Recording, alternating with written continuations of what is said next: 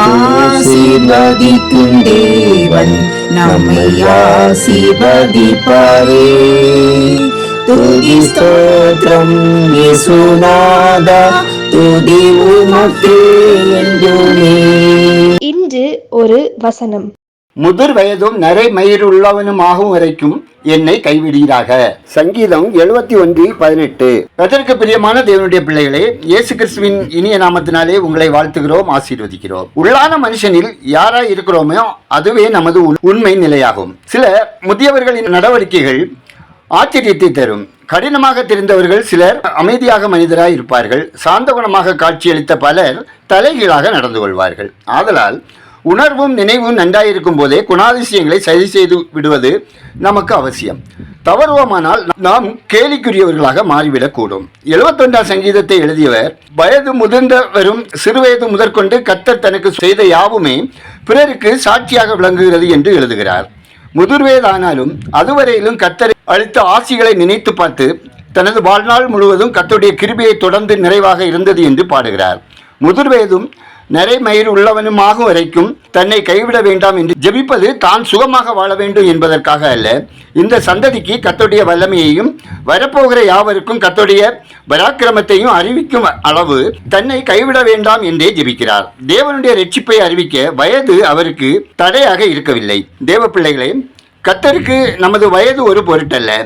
கர்த்தருடைய மகிமையை எடுத்துரைக்க நமது வயது நமக்கும் ஒரு பொருட்டல்ல. இன்று முதியோர் ஒரு கேள்விக்குறியாகவே வாழுகிறார்கள். மன அழுத்தத்திற்கு ஆளாகி கவனிப்பார் அற்றவர்களாக, மன சந்தோஷம் இல்லாதவர்களாக, வியாதியோடு சஞ்சலத்தோடு வாழுவது துக்கத்துக்கு உரிய காரியமாகும். கர்த்தருக்குள் எவரும் எந்த வயதிலும் சங்கடப்பட வேண்டியதில்லை. அவர்கள் முதிர் வயதிலும் கனிதந்து புஷ்டியாயிருப்பார்கள் என்பது தேவ வாக்கு. ஆகவே முதிர் வயதோ இளவயதோ தேவ வார்த்தையாலும் துதியினாலும் நமது இருதயத்தை நிரப்புவோம். அப்போது எதுவும் நம்மை கர்த்தருக்குள்ளான சந்தோஷத்திலிருந்து பிரிக்க முடியாது. கழுகுக்கு சமானமாய் உன் வயது திரும்ப வாழ வயது போல் ஆகும். ஜெபம் செய்வோம். அன்பும் இரக்கமும் கிருபையும் நிறைந்த பரலோக பிதாவே, ஆசீர்வாதமான இந்த நாளுக்காய், இந்த நாளின் வசனத்துக்காய் நன்றி சொல்லுகிறோம். அன்பின் தேவனே, நீர் எங்கள் வாழ்வு முழுவதும் பாராட்டின நன்மையும் கிருபைகளையும் நினைத்து உம்மை துதிக்கிறோம், ஸ்தோத்தரிக்கிறோம். அப்பா, அநேகருடைய வாழ்வில் தேவைகளும் வறுமைகளும் இருந்தாலும் பலவீனமான உம்முடைய பிள்ளைகளை பலப்படுத்துகிற தேவனாக நீர் இருப்பதற்காய் உம்மை துதிக்கிறோம், நன்றி சொல்லுகிறோம். தேவனே, பலவீனர்களாகவும் தவறுகள் அக்கிரமங்கள் செய்கிறவர்களாக இருக்கிற எங்களை நீர் மன்னித்து உங்க பலத்தால் இடைக்கட்டி நல்வழிப்படுத்துங்க. ஆண்டவரே, நாங்கள் எக்காலத்திலும் அமைதலான சமாதானமான மகிழ்வான வாழ்க்கை வாழ எங்களுக்கு இரக்கம் செய்யுங்க. அனுதின வாழ்வில் உமக்கு பிரியமானதை செய்து ஆசீர்வாதமாக ஆரோக்கியமாக வாழ தயவு செய்துள்ள ஜெபிக்கிறோம். ஆண்டவரே, இன்று ஒரு வசனம் கேட்கிற ஒவ்வொரு குடும்பத்திலும் பிரிவினையின் ஆவியின் கிரியைகள், சண்டையின் ஆவியின் கிரியைகள் அழிக்கப்படவும், தேவ சமாதானம் அன்பு ஊற்றப்படவும், பிரிந்தவர்கள் இணைந்து வாழவும் தேவ கிரியை செய்திட ஜெபிக்கிறோம். தேவனே, அனைத்து மக்களின் ஆவிக்குரிய ஜீவிதம் பலப்படவும், குற்றமற்றதாக காக்கப்படவும், கலக்கத்தோடும் கண்ணீரோடும் வாழுகிற மக்களின் துயர் நீங்கவும், பாதுகாப்பாய் ஆசீர்வாதமாய் வாழவும் தேவ கிருபை செய்ய வேண்டும் என ஜெபிக்கிறோம். கர்த்தாவே, ஒவ்வொருவரின் கையின் பிரயாசங்கள், அப்பம், தண்ணீர், வருமானம், வேலை, தொழில், வியாபாரம், விவசாயம் ஆசீர்வதிக்கப்படவும் ஜெபிக்கிறோம். கர்த்தாவே, பயணம் செய்கிறவர்கள் தேவ பாதுகாப்பை பெற்று அனுபவிக்கவும், ஆபத்து மோசங்களுக்கு விலக்கி காக்கப்படவும் ஜெபிக்கிறோம். கடன் தொல்லையினால் அவதிப்படுவோர் துயர் துடைக்கப்படவும், கடன் இல்லாத வாழ்க்கை வாழ அனுகிரகம் தந்தள்ளுங்க. இந்த நாளில் பிறந்த நாளை, திருமண நாளை காணும் ஒவ்வொருவரையும் அவர்தம் இருதய விருப்பம் நிறைவேற்றி ஆசீர்வதிங்க.